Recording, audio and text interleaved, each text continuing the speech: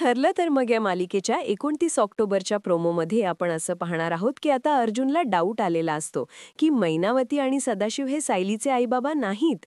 आता अर्जुन त्याच्या रूममध्ये एकटा असताना विचार करत असतो की सायली आणि तिच्या आईबाबांमध्ये काहीही साम्य कसं काय बरं नाही. अर्जुन म्हणतो की मला सायली आणि तिच्या आईची डीएनए टेस्ट करावीच लागेल, पण ती टेस्ट करण्यासाठी मला सायली आणि तिच्या आईचे सॅम्पल लागतील. नंतर सायली रूममध्ये येते आणि अर्जुनजवळ बसते. तेव्हा अर्जुन हळूच सायलीचा डोक्यावरील एक केस उपटतो डीएनए टेस्ट करण्यासाठी. तो केस उपटत असताना सायलीला थोडंसं दुखतं. अर्जुन सायलीचा केस जपून ठेवतो. नंतर दुसऱ्या दिवशी अर्जुन चैतन्यला बोलवतो. चैतन्य अर्जुनला म्हणतो की मी लॅबमधल्या पॅथॉलॉजिस्टला बोललेलो आहे, तू मला सॅम्पल दे. डीएनए टेस्ट लगेच अरेंज होईल. नंतर अर्जुन सायली आणि मैनावतीच्या केसांचे सॅम्पल चैतन्यकडे देतो. अर्जुन खूप आत्मविश्वासाने चैतन्यला म्हणतो की चैतन्य, मला 100% खात्री आहे की ही मैनावती सायलीची आई नाहीच आहे.